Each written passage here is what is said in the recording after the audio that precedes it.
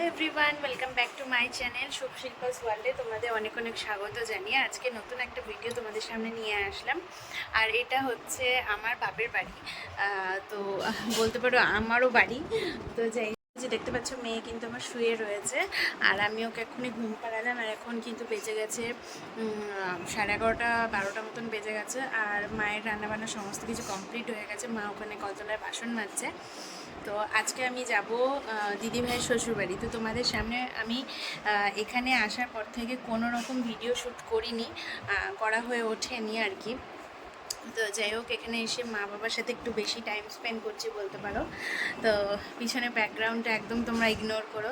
মশারি টাঙিয়ে শুতে হয়, তোমরা জানোই যে দেশের বাড়িতে প্রচণ্ড পরিমাণে মশা থাকে। তো আমার এখনও স্নান টান কিছু হয়নি, মেয়েকেও এখনও স্নান টান কিছু করায়নি। এই দুপুরের পরে বিকেলের দিকে বেরোবো। আমার যে ননদ, আমার দিদি ভাই, তো তার শ্বশুরবাড়ি যাওয়ার কথা আছে আমার। তো মা বাবাকেও সাথে নিয়ে যাব। তো তোমাদের সাথে শেয়ার করব অবশ্যই। আর ওর শ্বশুরবাড়ি হলো বেথুয়াডাহরি। তো বেথুয়াডাহরিতে যাব আমি, মা বাবা, আর অবশ্যই গুড়িয়াও যাবে, মানে আমার মেয়ে।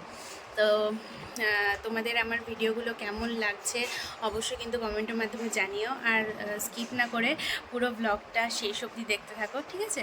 আশা করি ভালো লাগবে। আর ভালো লাগলে অবশ্যই একটা লাইক, শেয়ার, কমেন্ট করে দিও, আর সাবস্ক্রাইব করতে ভুলো না। তো চলো, আজকে দিনটা আমি এখান থেকে শুরু করলাম। রান্নাবান্না মাই করেছে, তোমাদের সাথে কিছু শেয়ার করিনি। আর আমি বললাম তো, এখানে আসার পর থেকে আমার বাপের বাড়িতে বা আমার শ্বশুরবাড়িতে আমি কোনো ভিডিও করিনি। শুধুমাত্র আমার মেয়ের অন্নপ্রাশনের ভিডিও ছাড়া আমি কিন্তু কোনো ভিডিও আপলোড করিনি এখনও অবধি। তো দেখা যাক, আমি যেরকমভাবে ভিডিও করতে পারি সেরকমভাবেই ছাড়বো। তো চলো, আর বেশি দিন আমি এখানে থাকবো না, আবার চলে যাব দিল্লি, মানে গুড়গাঁওতে আবার ফিরে যাব। এখানে বাসন্তী পুজো হয়, তো বাসন্তী পুজো অবধি আমি আছি। তো তারপরে কিন্তু আমি এখান থেকে চলে যাব। আর আমার বাবা মনে হয় আমাকে দিয়ে আসতে যাবে। তো চলো, আজকে যাই দিদিভাইয়ের শ্বশুরবাড়ি, একটু ঘুরে টুরে আসি। তো তোমাদেরকেও সাথে নিয়ে যাব। আজকে মনে হলো যে তোমাদের সাথে একটু শেয়ার করি।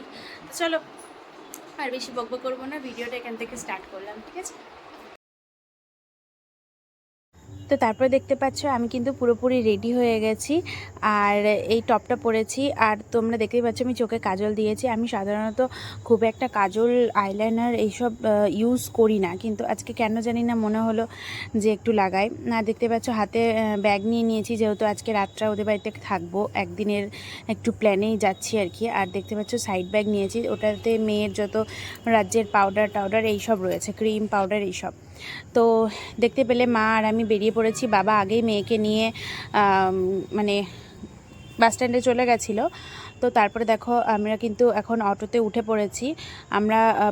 আমরা দুটো অটো, মানে একটা অটো আমাদের বাস স্ট্যান্ড থেকে করে আর একটা জায়গায় পৌঁছাবো। তারপর সেখান থেকে আবার আমরা কিন্তু আরও একটা অটো নেব। তো এখন কিন্তু আমরা যাচ্ছি, অটোর মধ্যেই রয়েছি। আর তোমরা কিন্তু দেখতে পাচ্ছ বাইরের দৃশ্যটা, এত সুন্দর দৃশ্য। আর সূর্যটা ডোবার সময় হয়ে গেছে, বিকেল হয়ে গেছে। আর সূর্যটা এত দারুণ লাগছে যে তোমাদেরকে আমি কি বলবো, প্রচণ্ড ভালো লাগছিল। অনেক দিন পর আমি কিন্তু এরকম একটা দৃশ্য দেখলাম। তো সাধারণত ওখানে থাকলে, মানে দিল্লিতে থাকলে আমি সাধারণত দেখতে পাই না।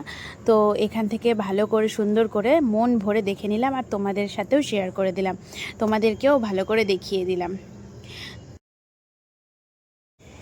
তো তারপরে দেখো এখানে কিন্তু অটোর মধ্যে আমি, মা আর বাবা বসে রয়েছি, আর আমার মেয়েকে দুটো শিং বেঁধে দিয়েছি।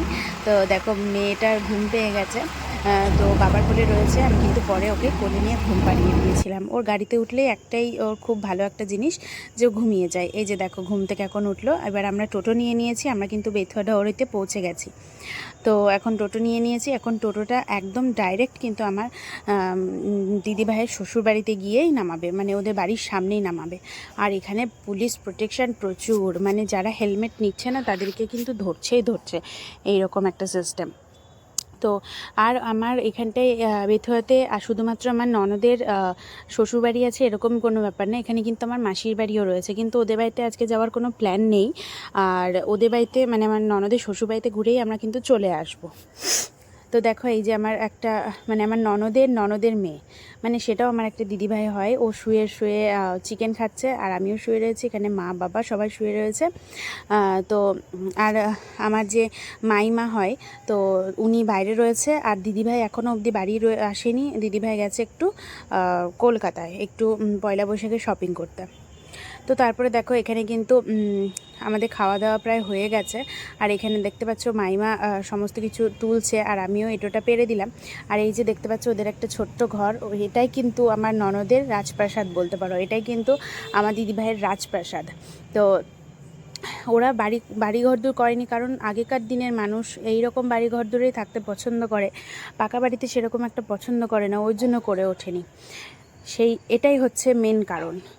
তো যাই হোক, আগে তো আরও মাটির মানে মেজে ছিল আগে, এখন কিন্তু স্নান করে নিয়েছে, মানে আমার ননদ জোরজার করেছে বলেই মাইমারা সবাই মিলে স্নানটা বাঁধিয়ে নিয়েছে। আর ওই যে দেখতে পাচ্ছ ঠাকুরের ঘর, আর এই যে এইখানটায় দেখতে পাচ্ছ বাবা ঘুমিয়ে গেছে, ওই যে আমার মেয়েকে সামনে করে নিয়ে। আর এই যে আমার মানে ননদের মেয়ে, মানে আমার আরেকটা দিদিভাইয়ের মেয়েটা, ও কিন্তু বসে বসে সেলফি তুলছে। আর আমি দেখো এক্ষুনি ফ্রেশ হয়ে চলে আসলাম। তো ফ্রেশ হয়ে এসে এবার কিন্তু ঘুমোতে যাব। তো চলো এখন আজকের মতন ভিডিওটা আমি এখানেই শেষ করে দিচ্ছি। আর আমরা কিন্তু কালকে বাড়ি যাওয়ার সময় মানে এই একটা মেলা বলতে পারো, হাটও বলতে পারো, এইটা দেখতে পেয়েছিলাম বলে আমরা কিন্তু একটু নেমেছিলাম। তো চলো দেখা হচ্ছে তোমাদের সাথে নতুন একটা ভিডিও নিয়ে, সাবস্ক্রাইব করে দিও।